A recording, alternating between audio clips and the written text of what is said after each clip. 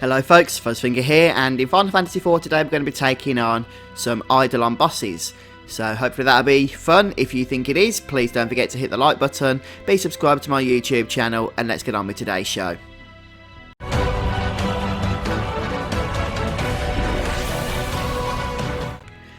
Okay, so first things first, we need to actually make our way to the Eidolons themselves, and then hopefully we can challenge them and basically see where we go from there. So to find them, we're going to start by heading into the building that's just below our current location, near this chocobo here in fact. And we should see there's some stairs in here. This is the Eidolon Library. So we'll make our way down the steps. There's another step, so we'll go down those as well. And then we'll see some NPCs here, including these charming looking people. These are the King and Queen of the Eidolons. We'll go ahead and speak to them.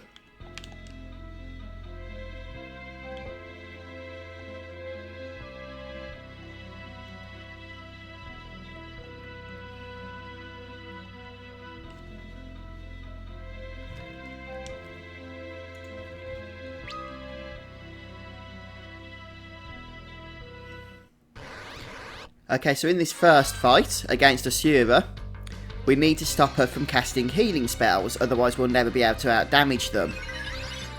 Excuse me. So the way we're going to do that is with Rosa, and the first thing we're going to do is dual cast Reflect. And Protect, in fact. But I'm just going to find Reflect first of all. We're going to put that onto the boss. And then our second spell is going to be Protect on the party here. And then she's just going to keep doing other stuff afterwards.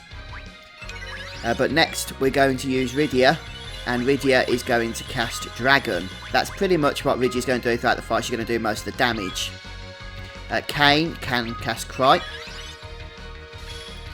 Cecil isn't going to do a whole lot, to tell you the truth, because she has a nasty counter-attack, which we want to avoid at all costs. After casting Cry though, Kain can probably go jumping around. Next we're going to have Blink. And we're going to keep Blink on Cecil here, since he's going to be taking the brunt of it all. We'll also throw Cura on him now. As far as Edge is concerned, well, he's not going to do too much. He could probably just defend. But we're going to get back to summoning Dragon, who, as you know, does a lot of damage, which is what we like to see. We're just going to defend on Edge. And keep Blink up.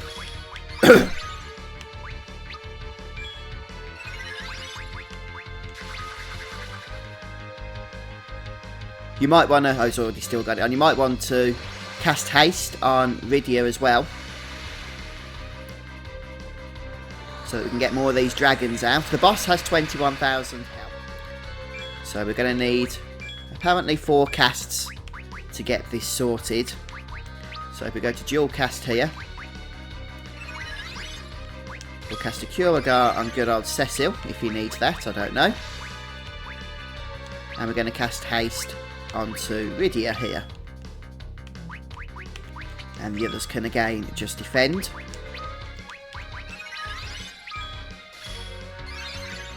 I mean, with all these spells being reflected, let's be honest, we're not going to struggle too much.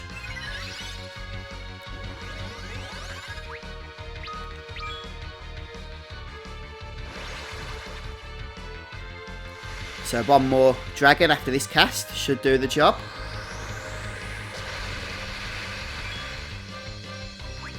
And then we're just going to keep our melee fighters defending all the way through here.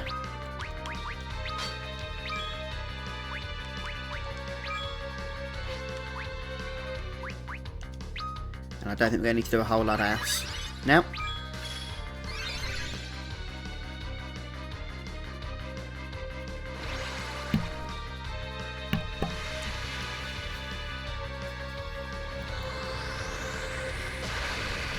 And here we come, hopefully with the final Radiant Breath. Yes, we have it.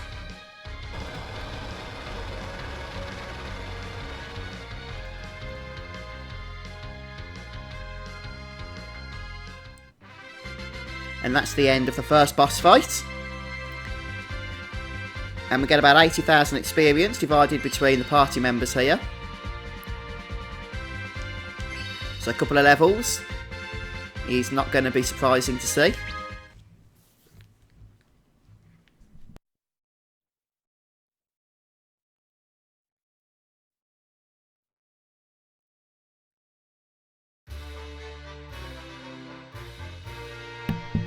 Fantastic, so our reward for that battle is that we can now summon Asura when we wish to do so, and we can speak to Leviathan whenever we're ready to engage in the next boss fight, but probably makes sense just to head back and save, so I'm going to go and do that now. Okay, so we're back with the King and Queen of the Eidolons here, all saved up and healed up. You can either use the use a cottage at the save point or spend 1200 gil at the inn, whatever you prefer. Now, the next boss against the king here is actually quite a lot more challenging and people are going to die. So make sure you know where in your item list Spider Silks are located and Phoenix Downs, because you're going to need them. And then when you're ready, we're going to speak to the Eidolon King, or in this case when I'm ready, but you're going to speak to him when you're ready. Okay, yes, very nice. Okay. Right, gotcha. Yep. Yes, please. Okay, so he's going to start off. This is Leviathan. I'm sure you know him from other Final Fantasy games. He's going to start off doing lots of bad stuff. So we're going to start off by casting Raise. No, we're not. No, we're not. No, we're not. We've actually survived. I did not expect that. So we're going to start off by casting Cure. No, we're not. We are going to cast Raise. So I've got weight on, so we should be okay for the time being. Where's Raise gone? There we go. We're going to cast Raise on Edge, and then Cure Ragar on pretty much everybody. Okay, okay, and then who's next? This will be Kane. So Kane is going to cast Spider Silk, which is a little bit ways down. There it is, on the boss. And that's going to basically do other stuff. Right then, so then we get to Cecil. He can cast Shell on the group. Okay, then we get to Rydia, and we're going to spam Ramu with Rydia here. Blizzard's obviously not particularly pleasant, but he's going to cast that a couple of times, followed by Blizzard, so something to be wary of there. Right, we're also going to cast Haste when we can, after the animation here, on Rydia, so that we can get some of these Ramus spammed off. This boss has quite a hefty 30,000 health.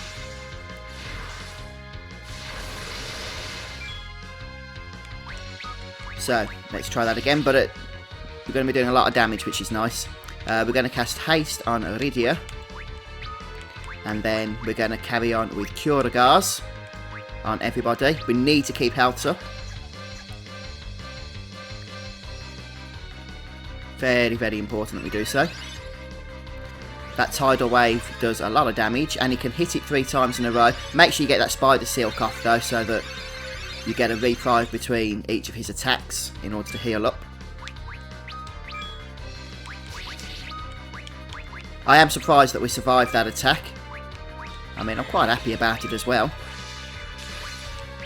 Going to get Kane jumping, and then we're going to be dual casting Cure Regars basically, and then casting Raise if anybody does get killed.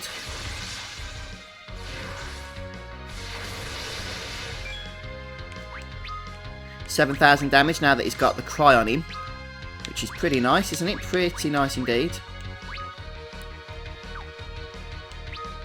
Yeah, hang on, something's going wrong here. Cure Regar's what I want. Okay. And let's just go for a Cure, save some MP here. Edge can attack. Rydia can once again summon. it's possible we can kill him before he next casts Tidal Wave, which will be helpful because he's going to cast it 3 times in a row the next time he does it. Well, at least his next 3 turns in a row, I should say, not like one after the other without a break. That would just be very cruel, wouldn't it?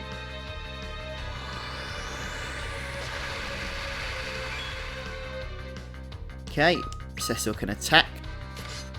Have that. Edge, you can attack as well. Okay, so we're getting very close to Tidal Wave here. It's going to be the next attack. On second thoughts, I'm just going to do a normal single attack. Single heal, rather. But that's it, we've done it. Didn't need to do anything else. Turned out to be quite an easy fight. Leviathan is down. Basically, the trick to this fight is getting people alive quickly at the start of the battle.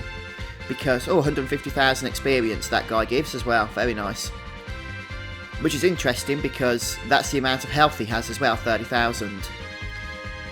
Anyway, what I was going to say was, yeah, the trick with that battle is making sure that you get everyone resurrected as quickly as possible at the start after his first Tidal Wave. Now, in my case, I was fortunate because no one was killed. But it's very possible if you're slightly lower level than I am, that that's not going to be the case. But Rosa, hopefully, should survive enough just to resurrect and cure everybody else up.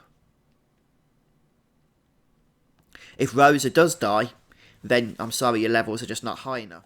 You really want to be at level 45 minimum, and that's minimum. A couple of levels more than that would be helpful as well.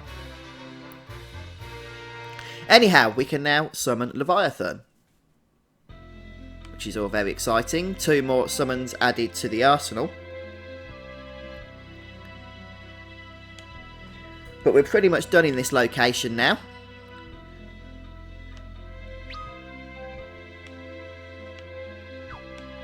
So we'll head out of here. So from the room or the house with the save point, in order to leave this area, we're going to just head back to the previous area where we had all the treasure chests, if you remember, by using the red warp point here.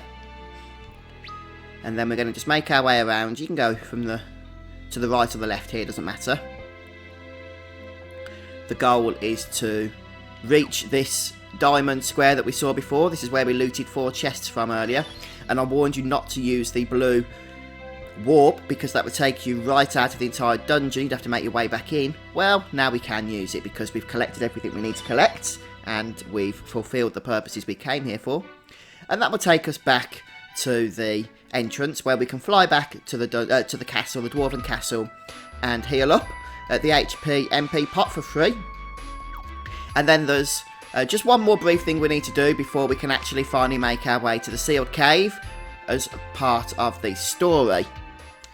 All we're going to do is fly down to the town, Tomra, that we visited before, a few episodes ago now. And we're going to get into some random enemy encounters with enemies we haven't yet discovered so that we can add them to our bestiary. Before we do so, we just need to prepare very briefly. And what's that blackness there? It's not right, is it? Okay, so first thing we're going to do is give Rydia the Blitz Whip, since it's just a lot better for when we're using auto battle, quite frankly. And the other thing we need to do is make sure we cast Float, because one of the enemies that we're going to be fighting casts a very nasty earthquake, which is negated by the Float spell here. So the enemies, I'm just going to save while I'm talking, the enemies we're going to be looking for that we haven't yet encountered are the Gorgons, which we've already encountered their type of enemy before, but not those. Also, there's Green Dragons, which we could have fought before, but decided not to because they're really challenging. We was in the middle of a dungeon. There's Chimera Brains, which are very hard, actually, and you're better off casting slow on those, and Berserk as well. Then make sure you stay healed because they have a nasty Berserk ability that they're going to get off otherwise. There's also Nagas that you're going to want to attack, and the El Rayun are the enemies where you want to avoid Quake, and there's also Bloodflowers as well. So this is probably the simplest encounter of them all, but I'm going to go and add all those to my bestiary, and then I'll be right back with you. Okay, so this is the green dragon, and it's probably going to be the final enemy that you're going to encounter because it's a rare spawn, unfortunately. So we're going to start by casting Berserk onto it, along with Slow as well. Hopefully then we'll be able to actually take it on without getting utterly obliterated. So we'll see how we get on. We're going to Cry. It does have quite a lot of health, as one might expect. And let's go ahead and hit it with our new Leviathan spell, shall we? And with our other attacks as well. So once we've killed this dragon, I've added everything from the bestiary in this initial area here outside of Tomra Town. Get to see our wonderful new summon in action.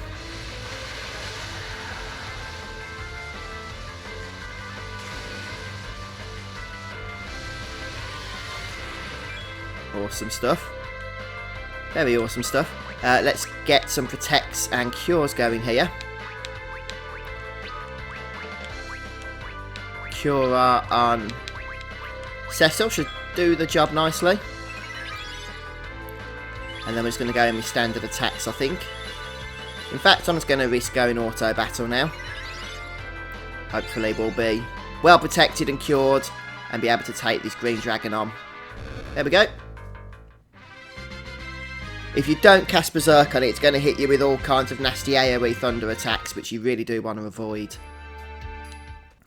So once you've gone ahead and killed the green dragon, we're going to head over to another area now in order to add more monsters to our bestiary. Okay, so we're going to land in the southeast continent here. You can see there's a building, but we're just going to ignore that for now. We don't need to actually go into it. And we're going to encounter a few of the enemies we've just been fighting, but we're also going to find the yellow dragon, another rare spawn, and one that we do need to kill. So the others, just treat them as XP, but then we're going to look for that one yellow dragon and fight it the same way we just fought the green dragon.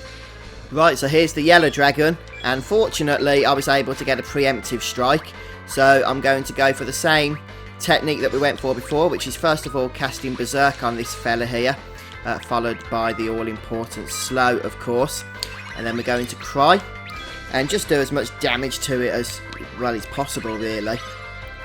Let's hit it with Leviathan spell again, since it does the most damage. And then we're just going to lay on the attacks. And hopefully get some quick killing without too many party deaths here. In fact, I'll just stick auto battle on and see what happens.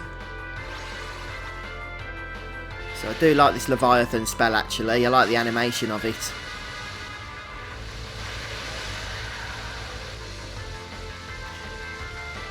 Here it comes, the tidal wave. So the yellow dragon is really the whole point of us coming here to this little section by this building that we don't need to enter in the southeast continent. Once we've killed him, we're going to move on to one final area, although there's no rare mobs, so hopefully it won't take us as long. Well, you don't know how long it's taken me because obviously you've not been having to watch all the battles I've had to do, but there's been a fair few of them. And our party levels have gone up considerably as well, which is a bonus, I guess. So next up, we're going to head back over to the Sylph Cave area. So this is the Sylph Cave area here. I'm sure you remember from before. And we're just basically looking for two new enemies, the Hell Flappers and the Caterpillars. This is the latter, the Caterpillars. Neither are really tough enemies to fight, and neither are rare either, so they shouldn't take us long. And just make sure before you move on from these three areas that you've found the Alvaeons, the Gloomwings, the Gorgons, the Hornworms, the Caterpillars that we're fighting here, the Hell Flappers, the Blood Flowers, the Yellow Dragon and the Green Dragon, and the Nagas. Although the Nagas you are going to face again a little bit later. And also, I forgot the Chimera Brain, the one that casts the Nasty Blaze spell. I have added that now to my bestiary, but it's not necessary. You will be fighting those later as well if you are worried about struggling with those, because they are tough. So just the Hell Flappers for me, and then I'm sorted. Once we've finished off adding all the enemies that we can add to our bestiary, we're going to make our way back to the Dwarven Castle But we're going to head through the base entrance so that we can use the healing pot as well as make our way to the Fat Chocobo. So there's the free healing, saves us using an inn. And it also restores your MP, so it's one of the rare pots in the game that does do that, which is why I keep recommending that you use it instead of spending your gil. Anyhow, we're going to make our way up to the upper region of the castle here, where we can find the Fat Chocobo.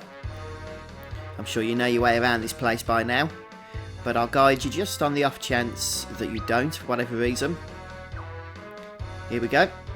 And we're just going to check our bestiary here. So we'll give the Glacial Greens across to tempt the Fat Chocobo to come and help us. Here he is. And in terms of what you should have in your bestiary now, well, you should have all of your entries from number 1 to 118.